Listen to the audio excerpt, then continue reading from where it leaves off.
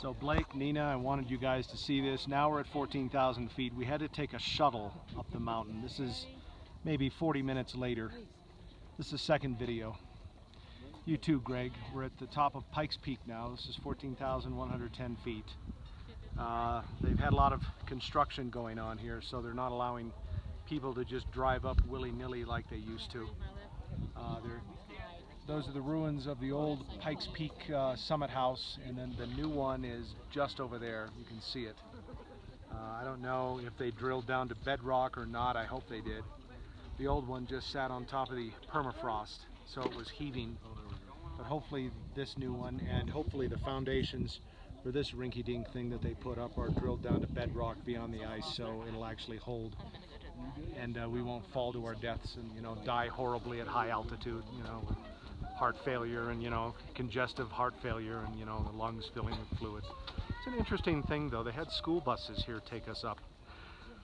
So rather than look at the beauty of the mountain and God's creation, I was asking the school bus guy what type of engine and, you know, engine management systems they had to deal with this altitude and carrying up, you know, 40, 50 people at a time. I know it's ridiculous, but this is it. So it reminds me of the time that my grandmother took me to the zoo and I was looking at the drains rather than the animals, and she said, "What the heck is wrong with you?" But I still have some of that. I'm always looking at the, you know, the infrastructure. See the pylons, the foundation. I know. Scotch beauty, and you're looking at the pylons. I know. But anyway, it is fantastic though. This is 14,110 feet.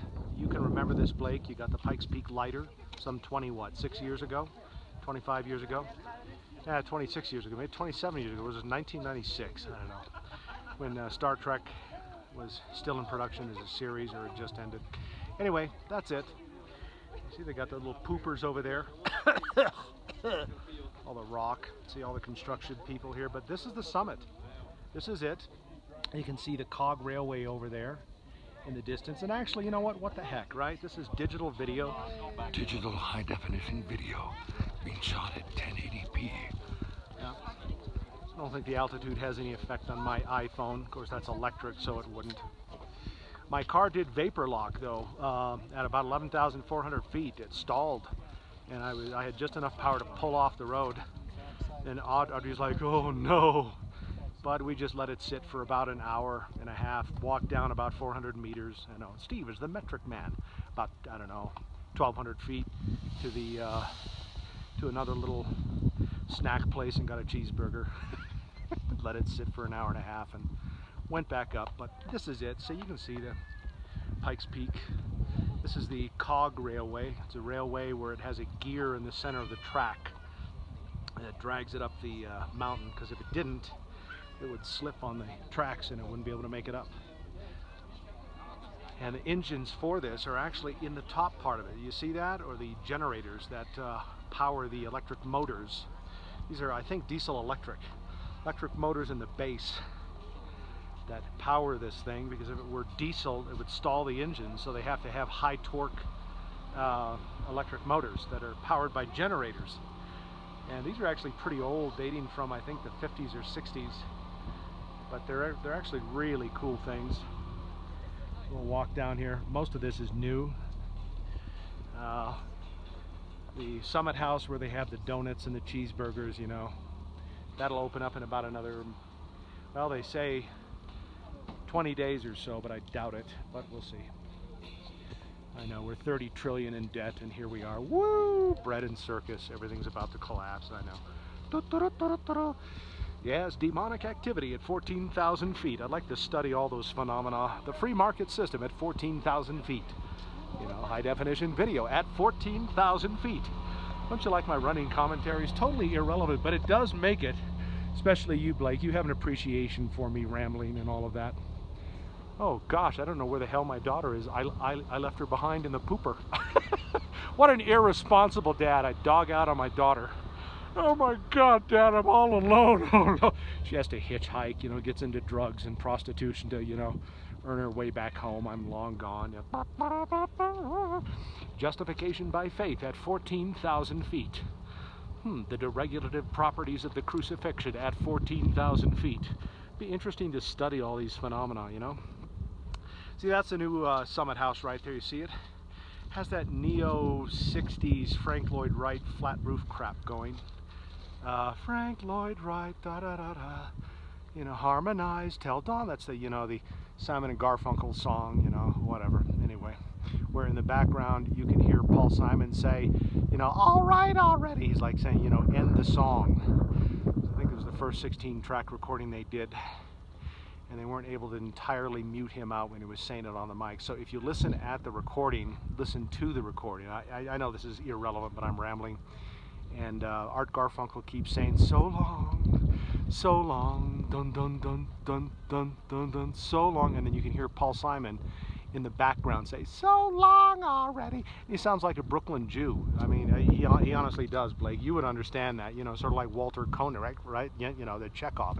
And you aptly stated, gee, this guy's a Brooklyn Jew. And I really couldn't even say it any better than that, Blake. That's your high IQ, able to really sum that stuff up.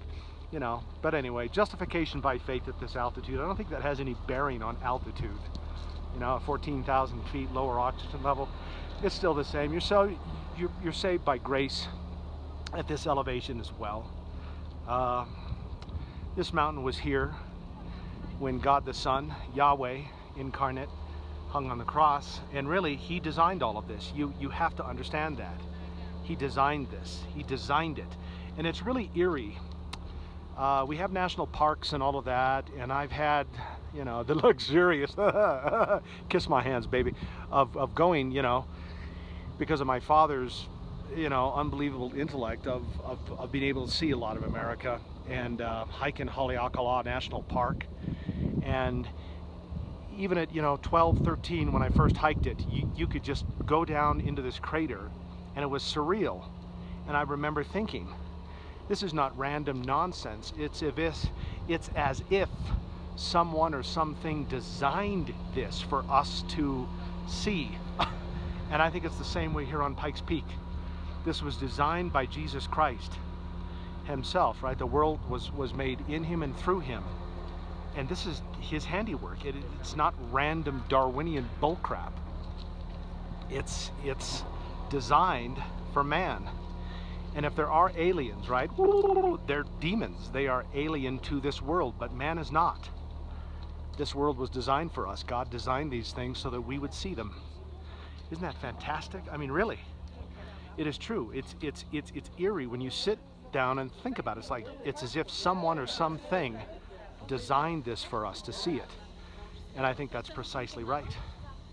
That's exactly right. So anyway, Blake, Nina, Pastor Greg, you good people. And I know, Pastor Greg, I've been kind of aloof and distant, but don't take it to heart. It's just Steve. I'm just who I am here for a while. Doesn't make it right, I know, but I just get away from it for a while and spend time with my daughter Audrey. I just think that that's what's important, I think, right now, that I spend this time for as long as I have left to live. Maybe it's a day, maybe it's a few months, maybe it's 30 years, I don't know. All systems are operational, nominal, you know, but, oh, there's Audrey, 15 years old, look at her. Hormonal systems are normal, endocrine systems normal, heart and lung activity normal, brain systems normal. Pretty incredible little lady. She's my daughter. Can you believe that? And I saw her all mucusy and yucky when she came out of her mom, and I held her and I gave her a kiss. Actually, I didn't kiss her. They weighed her, and then about 14 minutes later, the nurse said, you know, you can let go of your wife's leg now. And I was like, oh. You know, she'd already gotten a college education. I was still holding her mother's leg. Anyway, I'm embarrassing my daughter. Okay, Audrey, we'll go. God bless you, folks.